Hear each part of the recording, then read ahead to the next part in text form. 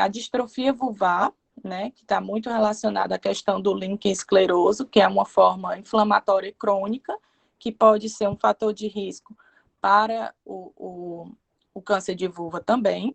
O câncer de colo, né, porque eles estão bem associados, e a infecção pelo HPV, principalmente o 16, o 33 e o 18.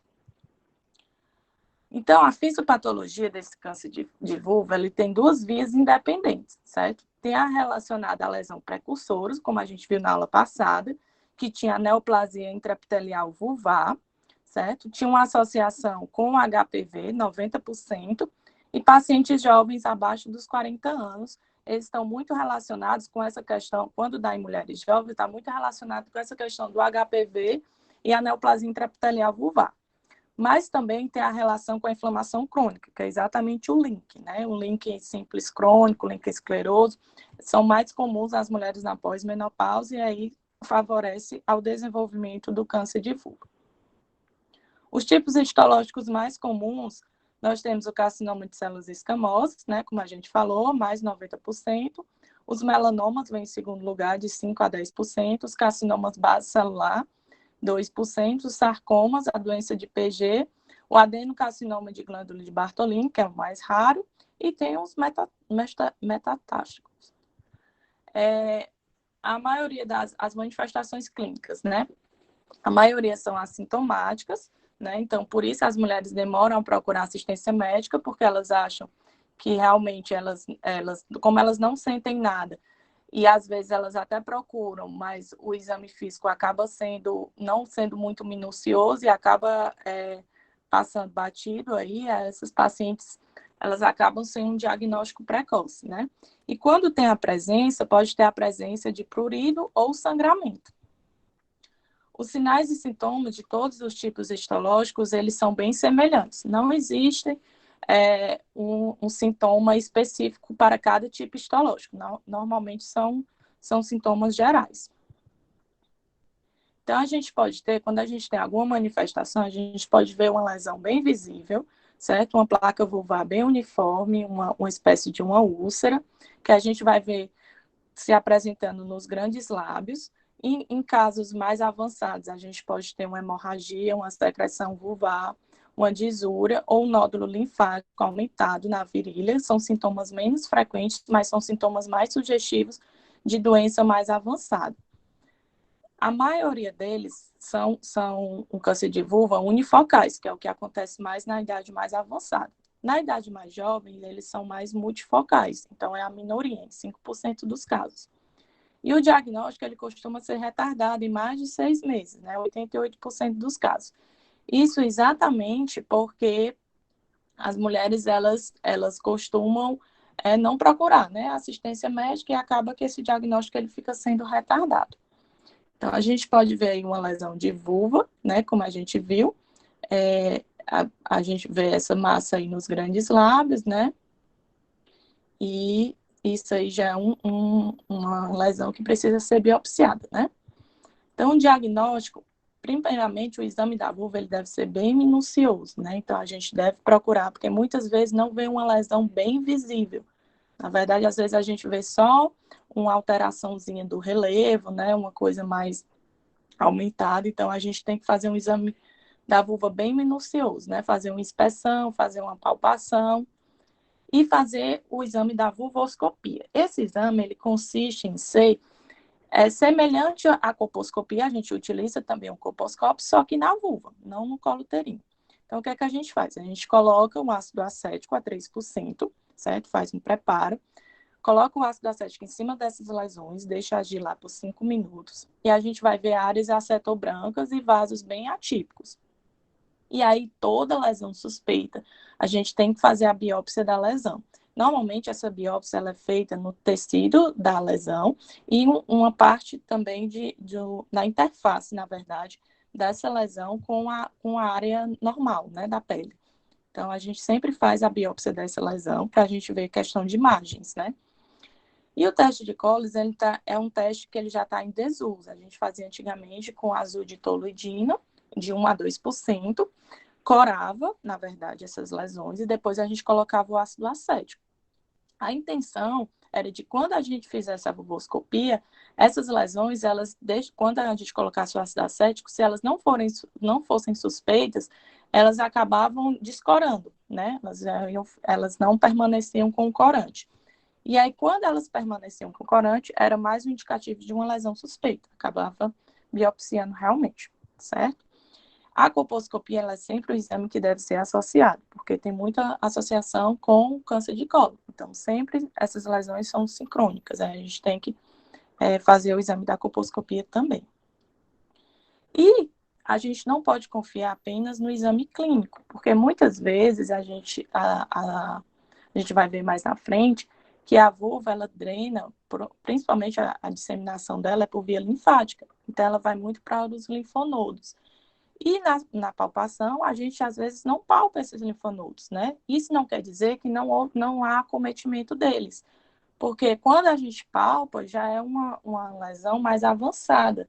Então, a gente sempre tem que lançar a mão dos exames complementares para a gente ver se há invasão ou não dos linfonodos. Então, se há invasão local, se há comprometimento desses linfonodos e se há metástase. A gente pode ver aí um aparelhozinho do colposcópio, né? É a mesma coisa que a gente usa para fazer a vulvoscopia, certo? E aqui são lesões acetobrancas, certo? Que a gente pode também ver através do exame do ácido acético. Então, a disseminação dela, principalmente pela via linfática, é a principal forma de disseminação, certo? 30% desses casos apenas, como a gente diagnostica muito em estágio inicial, apenas 30% dos casos vai ter metástases linfonodais ao diagnóstico. E o exame clínico, como eu já falei, ele falha em mais de um terço dos casos em relação aos linfonodos, a palpação dos linfonodos, certo? A gente não deve confiar apenas, porque não palpei nenhum linfonodo, achar que não tem linfonodo comprometido. Os principais linfonodos que a vulva drena são os linfonodos inguinais superficiais, certo? Tem os mais profundos e aí que eles vão até a bifurcação das ilíacas, né? A outra forma de disseminação é a hematogênica, que ela é mais rara, e a disseminação por contiguidade, que aí é a uretra, a bexiga, a vagina e o reto, certo? O estadiamento do câncer de vulva, assim como todos os outros cânceres ginecológicos, exceto o de colo uterino, ele é cirúrgico, certo? Então, assim, houve essa classificação desde 1988, foi revisada em 1994 também, e a última revisão foi agora em 2009. Agora não, né? Faz uns 11 anos.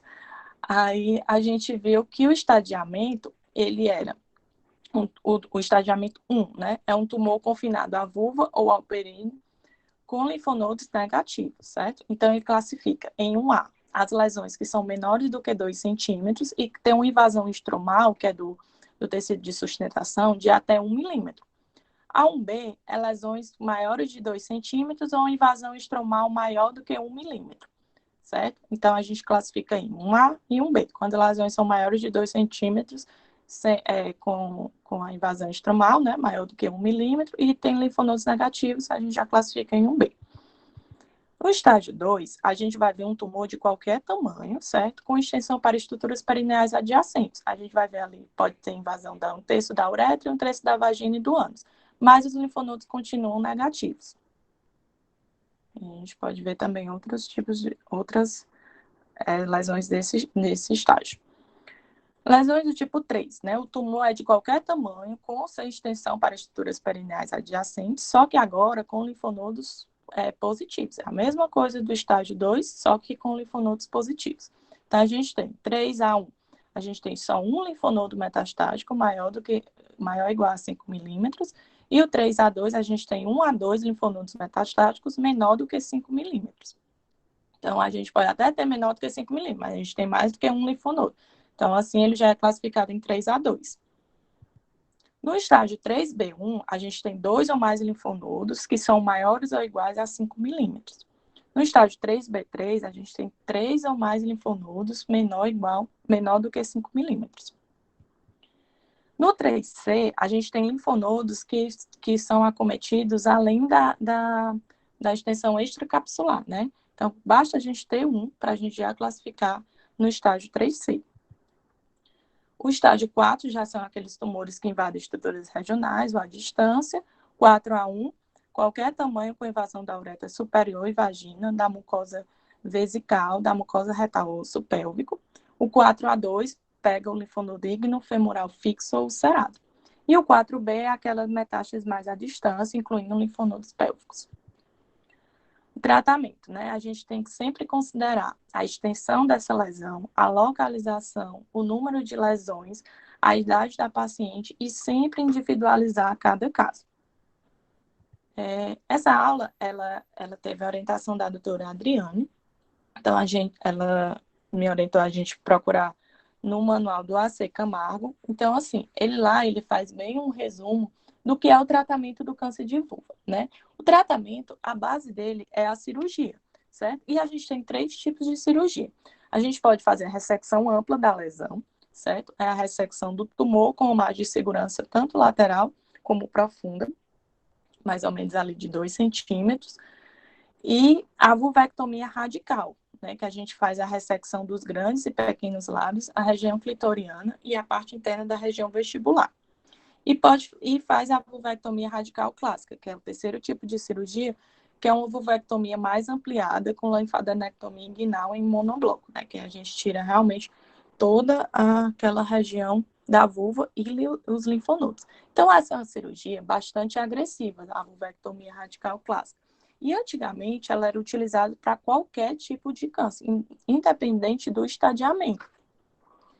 E aí, através das revisões, foram vistas que isso causava muita morbidade para a paciente, porque diminuía, além de aumentar a mortalidade da paciente, por questão de infecção e tudo mais, a gente via também que essa paciente ela tinha uma diminuição severa da qualidade de vida dela, né? Questão sexual e tudo mais, porque é uma cirurgia bem agressiva.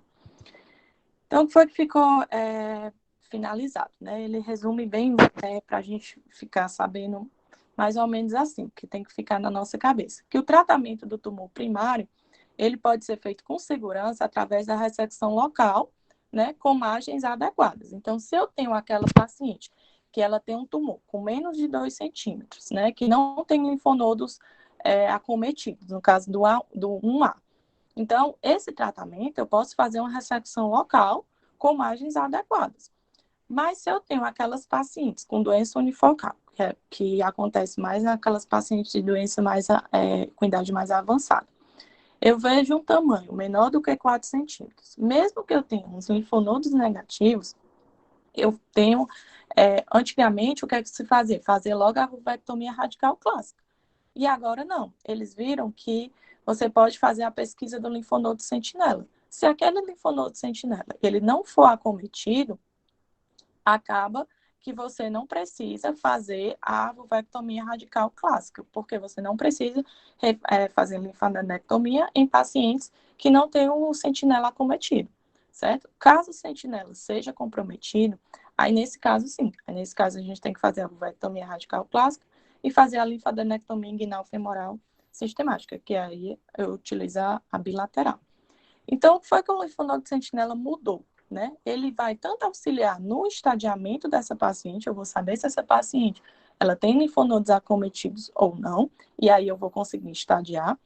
E aí ela vai orientar em relação às linfadenectomias terapêuticas, né? Eu vou saber se eu vou fazer a linfadenectomia ou não, né? E com isso eu vou diminuir muito a morbidade do procedimento cirúrgico, porque muitas vezes a gente retirava um linfonodo sem necessidade. Essas pacientes elas tinham algumas complicações, além da questão da cirurgia ser maior, ainda tinha a questão do linfedema que a paciente poderia ter também, né? Pela retirada desses linfonodos.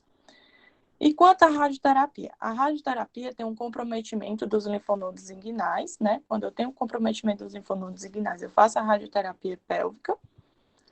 Em tumores mais avançados, eu vou associar com a quimioterapia, com finalidade apenas mesmo paliativa, né? De ajudar essa paciente. Em tumores maiores, eu posso fazer a radioterapia para diminuir o tamanho desse tumor e eu conseguir fazer uma cirurgia mais tranquila, né? Um pouco mais tranquila. E em caso de recidiva também, eu lanço mão da radioterapia. A químio, ela pode ser associada à radioterapia como neoadjuvante, né? e como tratamento de doenças mais metastáticas. Outro tipo de tumor é o melanoma vulvar. O melanoma vulvar, ele é o segundo tumor mais comum da vulva. E aí ele predomina principalmente na raça branca. A maioria vai envolver o clitóris e os pequenos lábios. E o tratamento dele é fazer uma vulvectomia radical. E a linfadenectomia ela é muito controversa. Então, ela tem relação também com relação ao sentinela, como a gente falou. A gente sempre tem que fazer o linfonodo sentinela para que a gente não aumente o tamanho da cirurgia dessa paciente. O câncer da glândula de Bartolini principalmente em pacientes acima de 50 anos. O diagnóstico é feito após a ressecção de cisto que fica persistente. O diagnóstico é 30% em metástase linfonodal. O prognóstico é bem ruim. E o tratamento é a vulvectomia radical e linfadenectomia bilateral. Por quê? Porque essas glândulas elas podem migrar para os dois. Normalmente, por exemplo, quando eu tenho uma lesão no grande lábio, vamos supor assim, de câncer de vulva. Normalmente, do lado direito, ela vai drenar para o linfonodo ipsilateral. Então, antes só retiravam aquele linfonodo. Era uma forma de não se fazer o bilateral, né? Mas, assim, existem algumas estruturas da vulva, por exemplo, o clitóris, a glândula de Bartolini, que normalmente elas drenam para as duas vias, tanto para a direita quanto à esquerda. Então, a linfadenectomia, ela acaba sendo bilateral. Posso fazer também a hemivulvectomia e a linfadenectomia junta, né? Ipsilateral, se a doença for no estágio inicial. É isso que ela tá falando. Porque, normalmente, fazer só um lado, né? Você tem que ter bem certeza de que a doença está no estágio inicial. Porque, normalmente, eles drenam para os dois, tem áreas da vulva que drenam para os linfonodos bilaterais, né? Então, aí é só um exemplo. E a doença de PG é predominantemente intraepitelial. Então, ela é caracterizada pela proliferação intraepidérmica, né, de células do tipo glandular. A recorrência dela é muito comum. E o tratamento é fazer uma incisão superficial da lesão, congelando as margens. E podem fazer também um imunomodulador, que é o imiquimod. O carcinoma verrucoso, a gente já até teve uma aula com a doutora Liana, que a gente teve um caso clínico que tinha como diagnóstico, né? Esse condiloma gigante de Buchs-Lowenstein, eu nunca sei falar esse nome. Mulheres após a quinta década, né? A lesão é bem esofítica e a superfície é bem verrucosa. É uma lesão bem típica do HPV, né? Frequentemente complicada com infecção secundária ou ulceração. Tem uma alta taxa de recidiva local e metástases ganglionares bem raras, né? Que a gente pode ver aí o tamanho desse tumor que pode ficar, certo? E o tratamento é você fazer a vulvectomia simples. Então, o segmento dessas pacientes, como é que eles acontecem? Normalmente, eles são trimestrais no primeiro ano, semestrais no segundo ano e anual após o terceiro ano, certo? Na consulta, o que é que eu vou fazer? Eu vou fazer uma avaliação clínica dessa paciente e um exame ginecológico com vulvoscopia, certo? Sempre. E anualmente eu faço um TC de abdômen e pelve. Prognóstico. Normalmente os estágios 1 e 2 têm uma sobrevida em 5 anos maior do que 90%.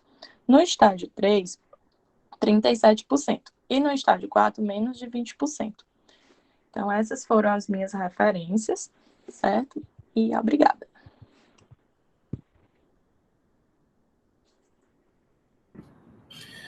Parabéns, Natália. Então, eu passo aqui a... Natália, por favor, só tira a tua apresentação para a gente passar aqui para as considerações, por favor. Tá, joia.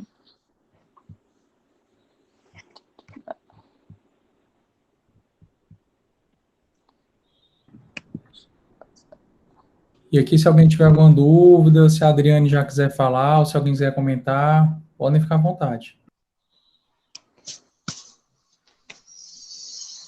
Saiu, né? Saiu, tá ok agora. Tá. Eu tenho uma pergunta, mas não sei se a Adriane vai querer fazer algum comentário antes.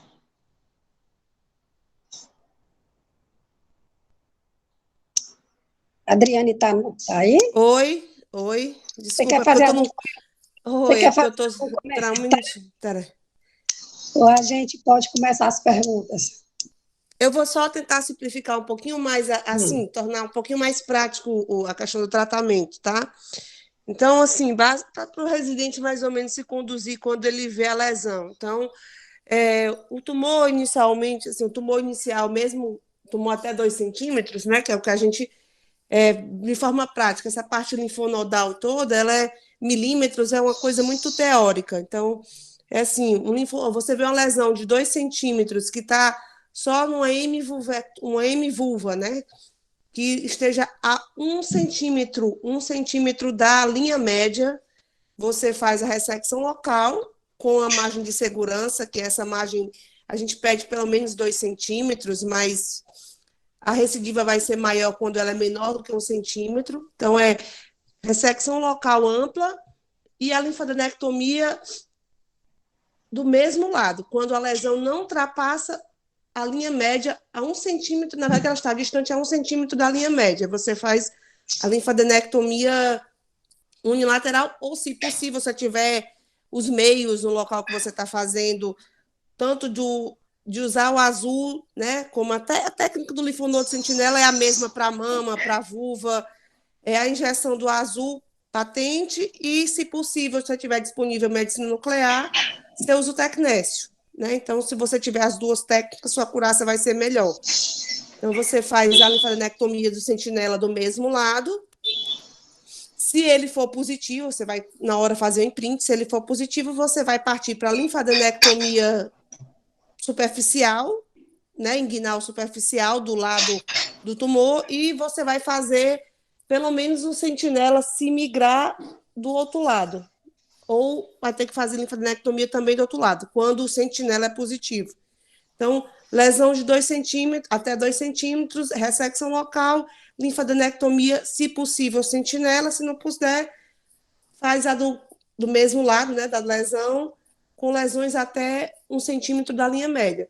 Pegou a linha média, tem que fazer pesquisa bilateral do linfonodo, né? Quando a lesão pega uretra, a pressão da uretra acima de 2 centímetros, que você não consegue preservar a uretra, e lesão que está próxima ao períneo, né, ao região anal, você tende a fazer o tratamento neoadjuvante para não fazer as ressecções já de exenteração, porque lesão que pega uretra profunda e pega região anal profunda é exenteração pélvica, mesmo não tendo doença pélvica extensa, né, tem que fazer porque você não consegue manter a continência. Então, é basicamente isso aí. Você tem que olhar mais o tamanho da lesão, se ela pega a linha média, para decidir as linfadenectomias. Alguma pergunta? Pronto, teve uma coisa que me chamou a atenção, que eu queria perguntar à Natália, quando ela foi ler sobre câncer de Bartholin, que é raro, né? Eu nunca vi na prática, tenho alguns anos de formada, mas nunca vi. Que ela mostrou como uma opção que ela viu na literatura o uso de MIC-MOLD. Tu viste mais alguma coisa fora a indicação, Natália? Ou tu sabe dizer mais alguma coisa? Se não souber, tudo bem, que eu vou dar uma olhada nisso que me chamou a atenção. Não, doutora, eu também fiquei assinado, mas ele só citava, sabe, como uma das opções terapêuticas. Foi por isso que eu coloquei. Mas eu até queria, assim, se isso se fazia realmente para câncer, né? Ele é um imunomodulador, né? Que a gente usa para as lesões HPV induzida, para melhorar a resposta celular, né? Mas para câncer de Bartholin, eu vou dar uma olhada, eu vou ler sobre isso aí. Ele só citava no Williams. Achei interessante.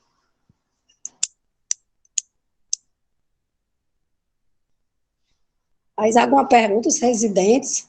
Não tem nada a perguntar. E outra coisa, tu deixou assim várias vezes muito claro que era um câncer difícil de dar diagnóstico. Eu quero só lembrar que qualquer coisa que se inicia na vulva, né, as lesões intraepiteliais, são as lesões pré-cancerosas, elas normalmente começam se manifestando por um prurido localizado, né?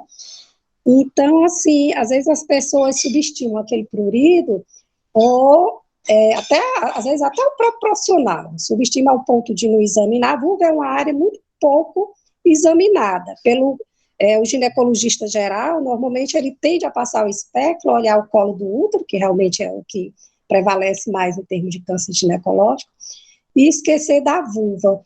Mas pelo menos fica aqui a mensagem de que qualquer prurido localizado na vulva, ele não pode ser esquecido, porque ali está se iniciando uma lesão intraepitelial,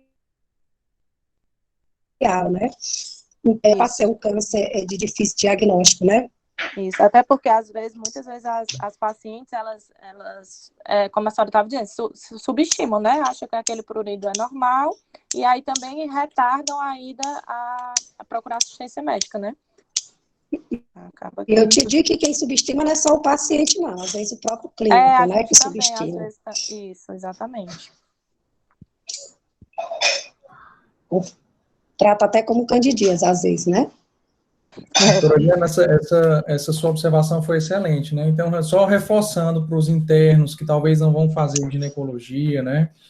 Que se tiver um caso de prurido crônico, que não melhore com nada, porque às vezes, como a doutora Eliana falou, o profissional médico não valoriza, então quer tratar por telefone, né?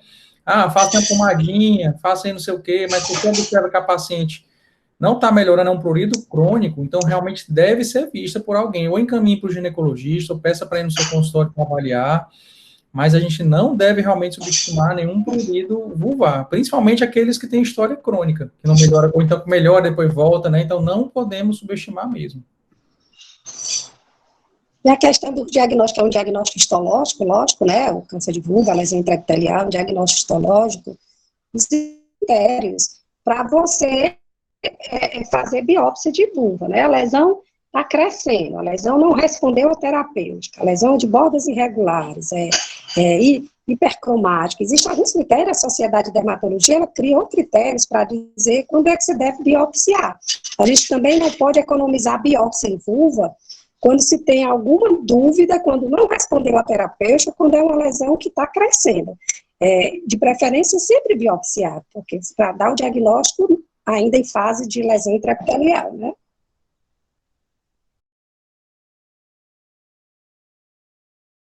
Você pode começar. Pronto, tô. Só primeiro apresentando nós dois. Meu nome é Letícia, sou I3 da UES. O Elias está aqui. Eu estou aqui também, tá? Elias Figueiredo, I2 da UFC. Pronto.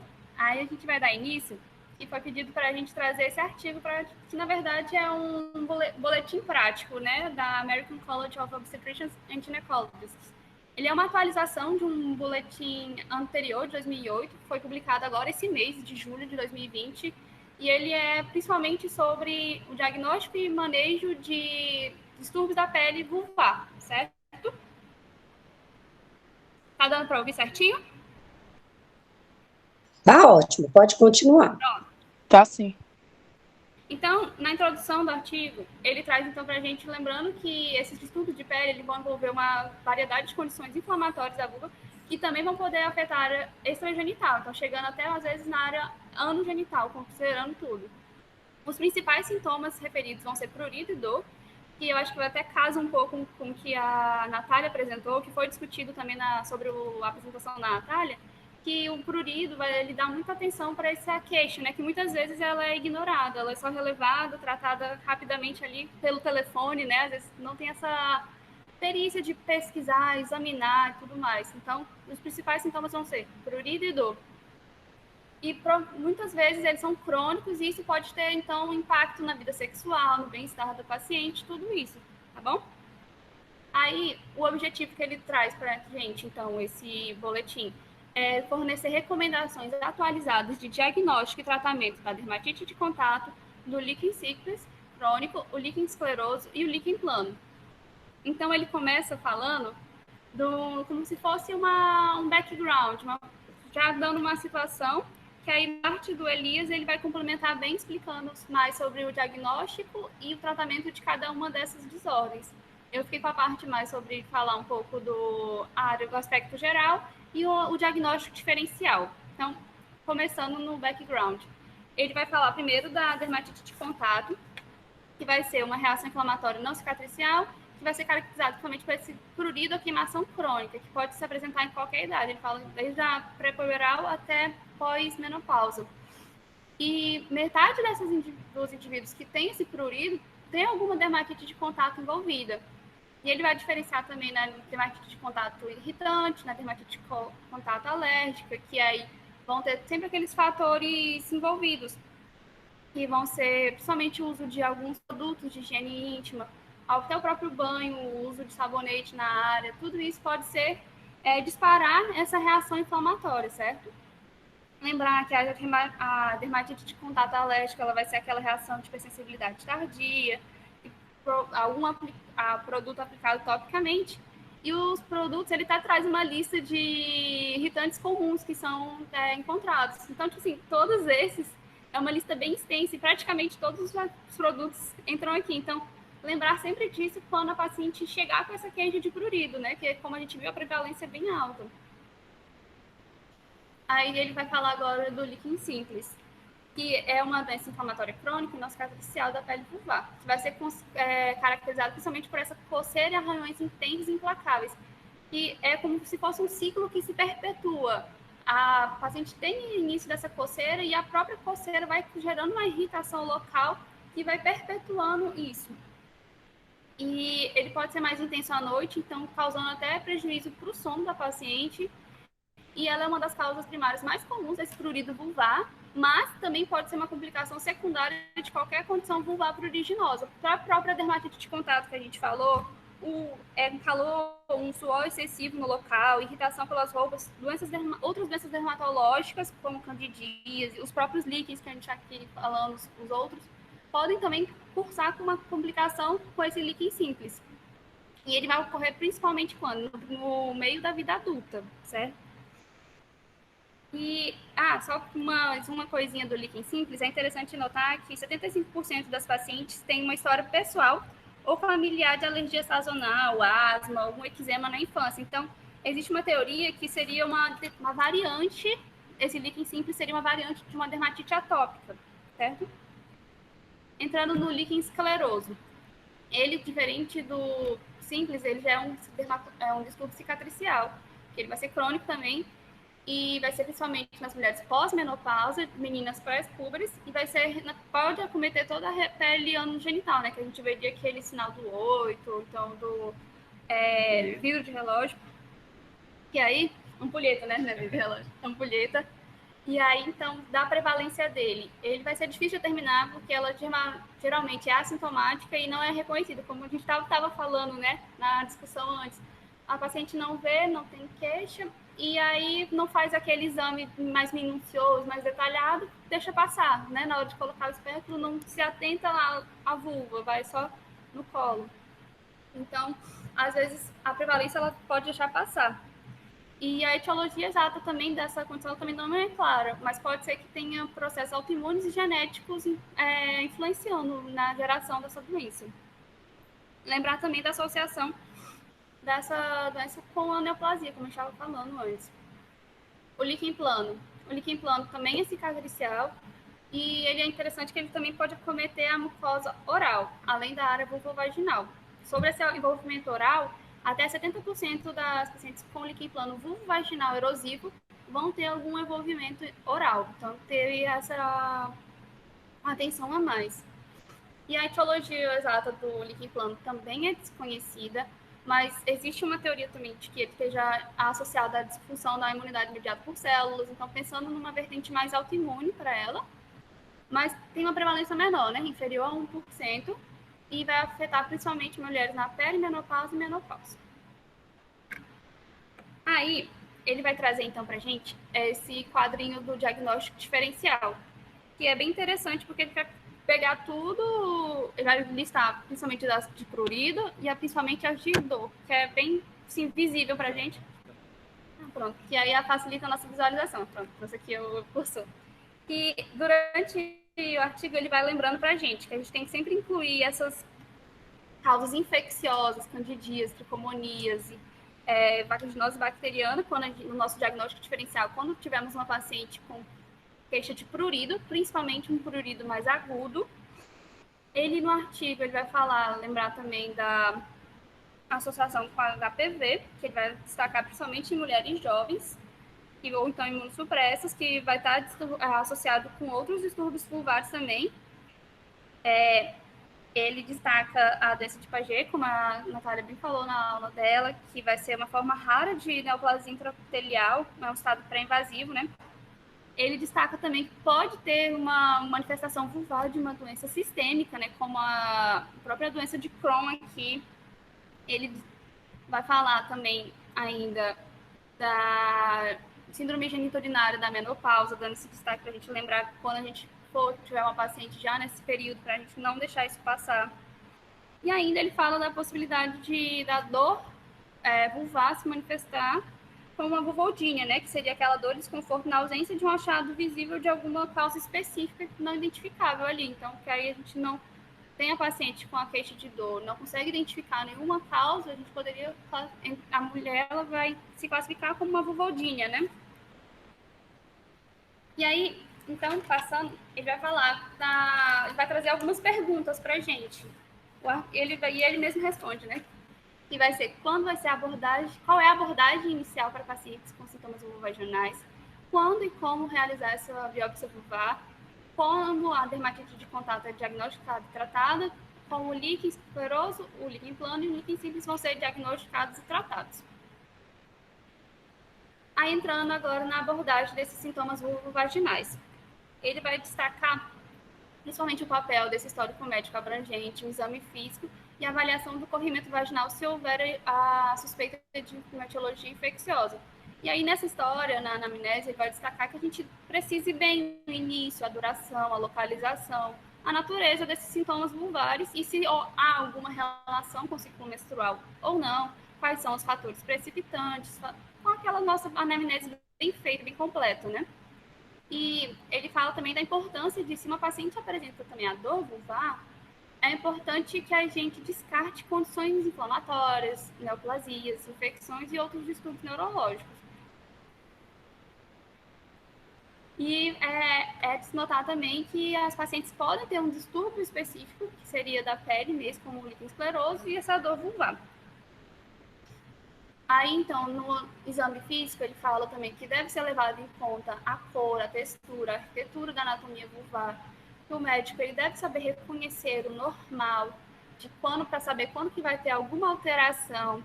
Que a importância de examinar, então, toda a vulva, desde o clítoris até embaixo do ânus, para confirmar se não tem alguma alteração na arquitetura. Que essas lesões que a gente vai falar agora, muitas delas causam alterações na arquitetura, como a gente viu até nos slides da Natália.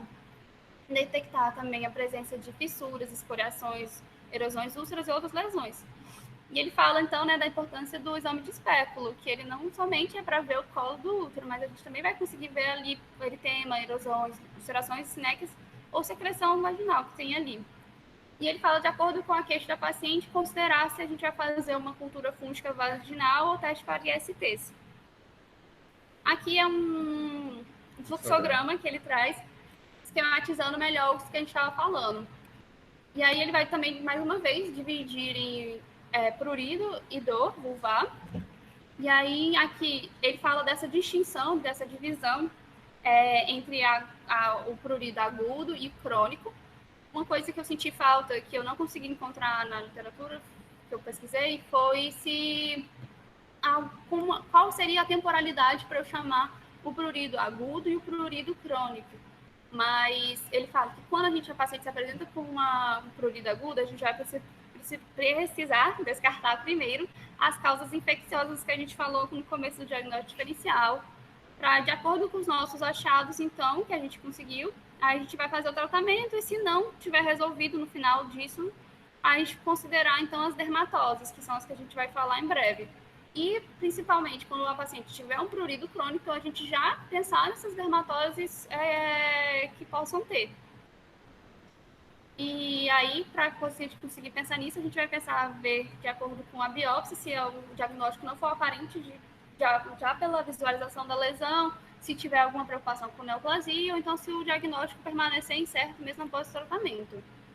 E no lado da dor vulvar, ele vai dividir se há ou não prurido. Se não houver prurido, ele vai pensar em outras, vai procurar alguma causa específica. Se não, a gente vai considerar o diagnóstico de vulvodínia.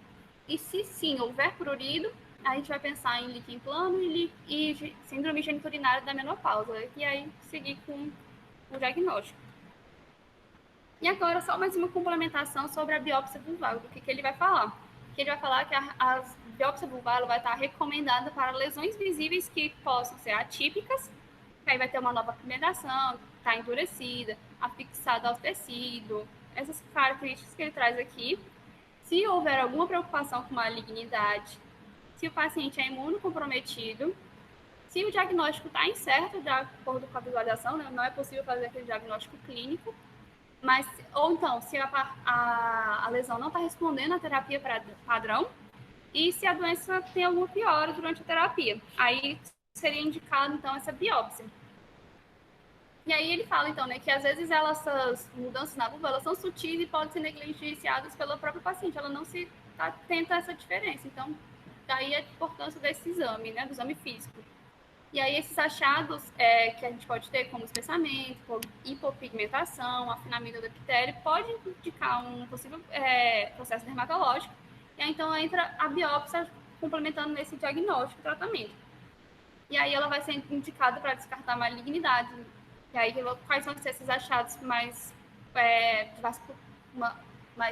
pensados, né, associados? Vão ser esses padrões vasculares atípicos ou variáveis, lesões estáveis que mudam rapidamente de cor, que têm bordas irregulares ou aumentam de tamanho, e lesões não resolvidas. Aí ele vai dando também algumas considerações sobre como a lesão pigmentada, que a gente recomenda que se faça uma biópsia de espessura total, pulpante ou então elíptica, que aí vai incluir o máximo de atipia daquela lesão. Se a lesão já for, no caso, ela se apresentar de forma mais esclerótica ou ulcerativa, ele fala então que a gente possa fazer uma biópsia pegando mais a borda da lesão, que a gente pega uma parte sã e uma parte doente juntas, que a gente manda para análise. Se a lesão for multicêntrica ou tiver múltiplas morfologias, que considere então fazer múltiplas biópsias, se for possível. Se for uma lesão pequena, a gente pode fazer a excisão completa da lesão. E umas lesões levantadas, superficiais ou com superfície irregular, ele fala que pode ser feito um shave ou então uma snip biopsy, que ele descreve, que é usado uma tesoura de íris no lugar da lâmina. Não conhecia essa. Aí, sobre a biópsia, era isso. Agora o Elias vai entrar para complementar as partes das dermatoses. Pronto, gente. Só antes de começar, a gente vai falar dessas 4 doenças, diagnóstico e tratamento. Fazendo um resuminho aqui bem breve, elas vão se diferenciar basicamente no tipo de lesão que nós iremos encontrar, e sempre é bom se fazer um bom exame, uma boa anamnese e um bom exame físico. O tratamento, ele é basicamente questão de orientação da paciente não coçar quando a queixa ela for de prurido. Tanto a orientação, ou no caso da dermatite de contato, retirar a substância que esteja causando a irritação. Um corticoide tópico, né? É baseado basicamente nisso, na orientação, no corticoide tópico e até no antipruriginoso oral. Aí, dependendo da doença, a gente vai variar, né? De como indicar esse corticoide tópico, enfim. Vamos começar. Na dermatite de contato, o diagnóstico, a característica clínica, ela é mais de um eritema leve, né? Edema e descamação. Mas também pode se apresentar com um eritema acentuado, dependendo do grau de irritação dessa paciente. Escoriações, fissuras, erosões e até úlceras, né? E ele é feito basicamente com a história e nos achados do exame físico, né? Como a Letícia já falou, história de antecedentes alérgicos, enfim. O tratamento, ele é baseado no aconselhamento do paciente, a pomada tópica de corticosteroide, que vai depender da gravidade e da cronicidade, né, que vai determinar tanto a necessidade dessa pomada tópica e a potência, né? E um antipruriginoso oral, que vai ser também conforme necessário, dependendo da queixa da paciente. Se for muito grave ou se for muito leve, pode se associar. Essa pomada tópica, ela é 1 ou 2 vezes ao dia, até que as lesões elas cicatrizem, né? Claro, vai ter também que retirar o agente que está irritando. E pode-se usar também a combinação de antihistamínicos não sedativos durante o dia, né? Como a cetrizina e a loratadina, e antihistamínicos sedativos, como a hidroxizina, à noite. Se não houver resultado, a gente pode usar também até um antidepressivo tricíclico com propriedades antihistamínicas, no caso a doxepina, à noite, se necessário, se a paciente continuar com as queixas. No líquen simples crônico, o diagnóstico, que também é clínico, a placa ela já vai ser eritematosa, né? Também, junto com a dermatite de contato, ela vai ser eritematosa, vai ser descamativa ou liquenificada. Aí, já no caso, como é crônico, é de longa data, a pele ela já parece ser mais espessa, semelhante a um couro, ou até, como ele descreve, de casca de árvore, que ela é mal demarcada, com áreas de hiperpigmentação e hipopigmentação, e vai ter sinais de arranhões crônicos, né, e erosões, e úlceras, né, pelo fato da paciente coçar e sempre ser de longa data, no caso, né. Nesse caso, a cultura fúngica vaginal ela pode ser considerada, principalmente naquelas lesões que sejam liquenificadas, para poder se descartar alguma infecção fúngica. E o tratamento também baseado, como se foi falado no início, aconselhamento da paciente, o aconselhamento ele vai ser caracterizado para interromper esse ciclo de coçar e prurido, né, para poder minimizar o prurido local, e também orientações sobre higiene vulvar. E também associado a isso, ao aconselhamento, uma pomada tópica, mais uma vez, de corticosteroide de média ou alta potência. E também uma medicação antipurínica oral, que a gente já conversou no início, que o prurido diúrnio, ou que não estão tolerando os medicamentos antihistamínicos, pode ser associar os sedativos, a amitriptilina, ou até antidepressivos inibidores seletivos da recaptação de serotonina, como a fluoxetina, paroxetina, sertralina ou citalopram, dependendo também da queixa da paciente. Pacientes que estão usando corticosteroides tópicos de alta potência devem ser acompanhados 4 semanas após o início do tratamento, né, devido aos riscos. A gente vai ver mais na frente que esses riscos não são tão bem documentados, né? E as recorrências elas são comuns, o artigo traz por ser uma doença crônica, né? Vai ser de difícil tratamento. O esclerose já é um pouquinho mais complicado. É um prurido vulvar, né? De irritação também, queimação, a paciente vai também referir dispaurenia e lacrimejamento. Aí esse lacrimejamento é interessante, que vai diferenciar bastante das outras dermatoses. Inclusive, no tratamento, a gente vai ver que tem uma orientação sobre um rastreamento ocular. No exame físico, vai ter pápulas e placas brancas de porcelana, que ele caracteriza dessa forma, geralmente com áreas de equimose, ou até púrpura, né? A pele geralmente é esbranquiçada, enrugada, com aparência de celofone. Também é caracterizado um estreitamento introital, né? Porque vai ter o envolvimento da vulva superior ao tecido perianal, que pode criar a clássica figura de 8, como a Letícia já falou, o formato de ampulheta. Por isso também é tão importante o exame físico. Outros achados incluem a fusão dos pequenos lábios, fimose do capuz, do clitóris e até fissuras. Nesse caso, a biópsia ela deve ser considerada, né? Como já foi falado aqui na discussão, a biópsia ela não deve ser poupada, né? E o líquen escleroso não tratado tem um maior risco de desenvolver o carcinoma espinocelular vulvar, né? E o tratamento ele visa basicamente em controlar os sintomas e prevenir a progressão da doença. Aí, falando do tratamento, ele tem um tratamento inicial, que é uma pomada tópica de corticosteroide de média ou alta potência, mais uma vez, propionato de clobetazol a 5% ou furoato de mometazona a 0,1% uma vez ao dia, à noite, por 4 semanas. Aí, depois dessas 4 semanas, alternados 4 semanas, e depois 2 vezes por semana durante mais 4 semanas. O monitoramento, ele é 3 meses após a terapia inicial, e quando ela foi controlada, é 3 a 6 meses depois.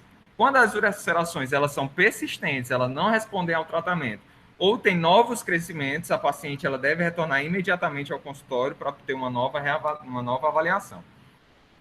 Já na terapia de longo prazo, quando a remissão ela for alcançada, tem que se tratar, a terapia tem que se recomendar, né? Uma terapia de corticoide tópico individualizada, ou seja, a gente vai avaliar a dose que essa paciente está fazendo de corticoide tópico e diminuir, né, aos poucos, né? O artigo ele traz bastante isso, que a gente tem que diminuir aos poucos, até se alcançar uma dose mais baixa necessária, a longo prazo, para manter a normalidade da cor e da textura da pele e evitar cicatrizes. E, claro, resolver os sintomas da paciente.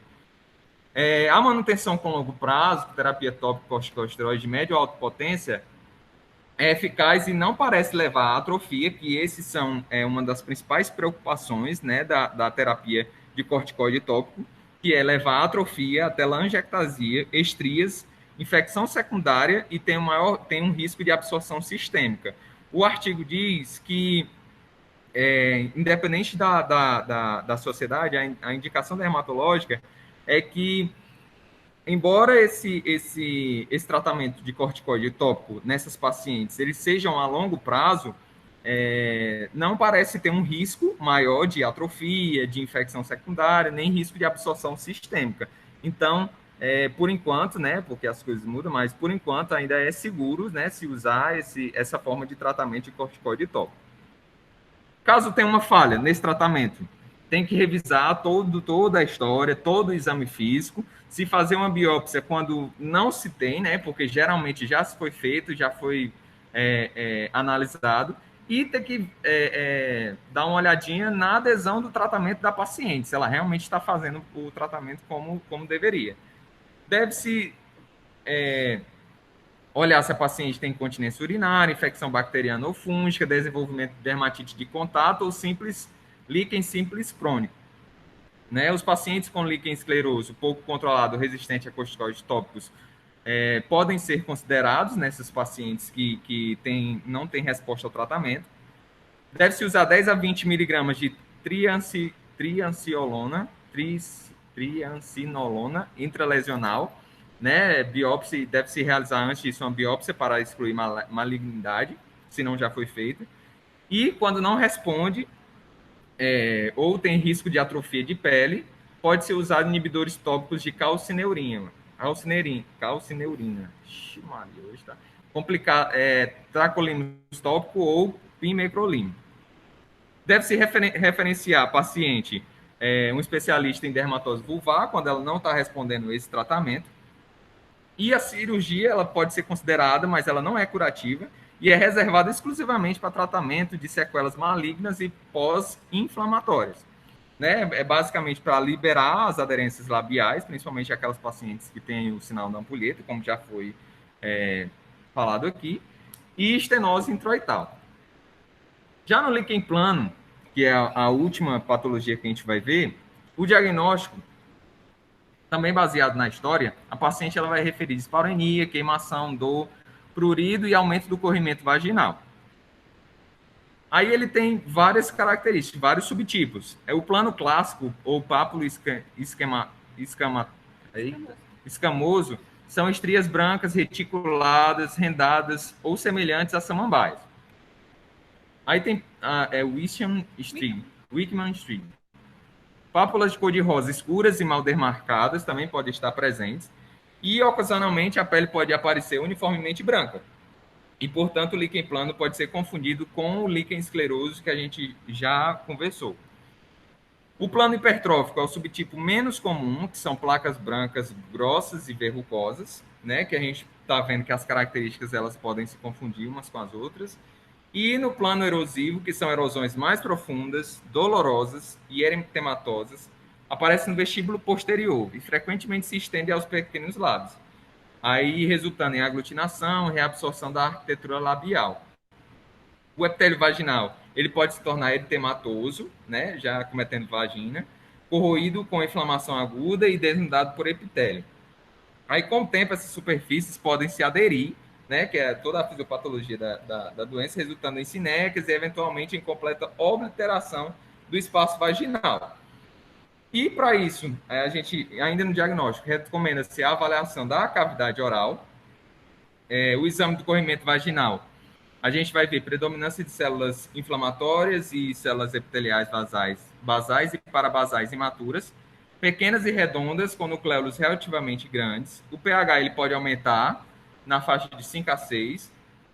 E a imunofluorescência direta deve ser considerada se houver potencial para doenças imunobolhosas, como pemfigoide cicatricial, pemfigoide bolhoso e pênfigo vulvar, que podem imitar o líquen plano.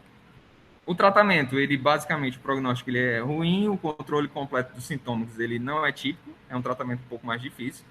O inicial é uma pomada tópica de corticosteroide de alta potência, 2 vezes ao dia, com redução gradual, mais cuidado e higiene vulvar de conforto.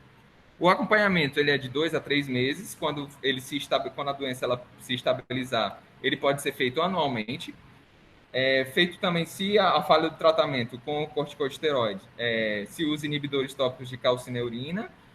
O líquen plano erosivo com envolvimento vaginal pode-se utilizar corticosteroides intravaginais mais vulvar tópico. E nesse tratamento pode ser utilizado também supositórios de acetato de hidrocortisona, as 25 miligramas, intravaginalmente 2 vezes ao dia e em seguida 1 ou 2 vezes por semana, quando a paciente ela já se estabiliza. E pode ser usado também o uso regular de dilatadores vaginais graduados para prevenir cicatrizes vaginais, sinecas e obturação completa do canal vaginal. Quando se encaminhar, né, a colaboração com especialistas multidisciplinares deve ser feita com essa paciente, principalmente no aconselhamento da vida sexual, enfim. Até porque o que essas doenças podem causar pode afetar a vida da paciente, né? A vida sexual e o bem-estar da paciente. Deve ser encaminhado a um especialista no tratamento de dermatose vulvar, caso não haja remissão desses sintomas. Uma doença vaginal mais extensa pode ser utilizada também pastilhas de 100 miligramas de hidrocortisona, prescritas por um especialista treinado. A secretina retinoide pode ser uso em casos de hipertrofia e a cirurgia ela pode ser necessária para restaurar a capacidade de ter relações sexuais. Aí aqui é o artigo que foi retirado, né, de julho de 2020. E, para quem não conhece, a Obstetrícia e Ginecologia, que é a revista, né, a publicação oficial do Colégio Americano de Obstetras, popularmente conhecido como The Green Journal, né, é publicado desde 1953, e o fator de impacto é 5,524. Só por curiosidade, quem não conhece a revista. Obrigado. Muito bem, parabéns. Queria agora ouvir as considerações, Troliana, Adriane. Certo. É um artigo excelente, inclusive depois eu queria que vocês me mandassem na íntegra, deve ter sido o Elmar que mandou, né, o Elmar é bem atualizado em termos de artigo, né, ele resume bem os 3 links, né, que, como você disse, pode confundir, né, algumas coisas diferenciam os links. Primeiro que são doenças, o líquen esclerose e o líquen plano são doenças inflamatórias e crônicas. Né? O líquen simples, a manifestação clínica, como a Letícia disse, que é uma doença de difícil diagnóstico, porque não tem manifestações clínicas no início em termos de sintomas. Tem, assim, ele não tem relação à dor, não é doloroso. Fase nenhuma da doença, o líquen esclerose, ele é doloroso, a não ser que evolua para a fase de ulceração, malignização, mas ela é extremamente pruriginoso desde o começo. Diferente do líquen plano, que a manifestação maior dele é a questão dolorosa, por formar úlceras, né, por formar lesões que são extremamente dolorosas, e são também o líquen plano, diferente do líquen escleroso, que o líquen plano, ele é uma doença sistêmica, ele não é uma doença só da vulva, né? E o líquen escleroso, ele pode ter manifestações em outros locais, mas mais comumente é uma doença da vulva. O líquen plano, o diagnóstico é feito através de biópsia, requer biópsia para você fechar um diagnóstico de líquen plano, enquanto que o líquen escleroso, ele não requer biópsia. A única indicação de biópsia no líquen escleroso é quando não responde à terapêutica, como vocês disseram, ou quando aparece alguma imagem associada à hipocromia, né, um espessamento localizado, úlceras, devido ao risco de malignização, aí você tem que, potencial de malignização, você tem que biopsiar. Mas o diagnóstico do líquen escleroso é clínico, como o do líquen simples também. O líquen simples, ele normalmente tem tem uma patologia, tem alguma coisa que levou àquela liquenificação da pele, que pela liquenificação passou a ser uma região pruriginosa, como você mesmo disse, uma candidíase crônica, uma dermatose atópica, alguma outra questão que levou àquela liquenificação e, posteriormente, um prurido crônico. Todos eles, o tratamento é o mesmo, é o corticóide tópico, né? Você viu que tem outras opções, que é o tracolinos, pipemorino, tem outras opções. Mas o Felipe, né, que deu aula, ele disse até hoje o tratamento é corticóide. É corticóide sim, corticóide de alta potência. No passado já se usou testosterona, mas foi totalmente abolido. Os trabalhos mostraram que a resposta não é muito boa a testosterona, é o corticóide de alta potência. E normalmente o tempo de uso, quem vai determinar, tem vários esquemas, como que vocês apresentaram, mas o tempo de uso quem vai determinar é a regressão dos sintomas, né, das queixas do paciente, mas é corticóide de alta potência e tópico, mas nos 3 casos, tá certo? No caso do líquen plano que você faz intravaginal, porque é uma doença também intravaginal, que acomete vagina, você manda manipular. Eu acho que a hidrocortisona em torno de 2 a 10% mais ou menos, salvo engano, que você manda manipular para fazer intravaginal e fazer também fora, na vulva. E a Letícia, a Natália, né? Natália, desculpe. A Natália, ela fez uma observação. O que é que poderia ser considerado um prurido crônico e um prurido agudo? Não sei, Letícia, vocês sempre deixam a gente, às vezes, em situação difícil, assim, eu acho que a literatura não determina um ponto de corte. O que é considerado um prurido crônico? Eu acho que a história clínica, a experiência da gente de avaliar isso daí, que a gente termina avaliando o que é um prurido crônico, né? A literatura não define um nível de corte para dizer quantos dias é considerado um prurido crônico ou um prurido agudo. Demais eu acho que foi bom e vocês apresentaram muito bem, eu acho que foi ótimo. A Fatinha tem algo a acrescentar?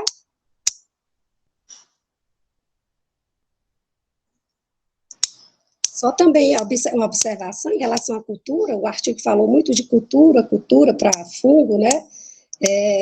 O PCR, você fala de cultura, tem que sempre ser em meio específico, lembrar que você não faz cultura de vagina sem ser meio específico, porque tem as bactérias saprófitas da vagina, até o fungo ele pode ser saprófito, né? Ele tá na vagina. Se você fizer cultura, tem que ser sempre meio específico, né? Pedir sempre para meio específico para fungo, meio específico para tricomona, meio específico para clamídia, você sempre bota meio específico. E que o PCR, ele veio para ficar, né? Em relação à cultura, também hoje em dia muito usado, né? O PCR, em substituição às culturas, né?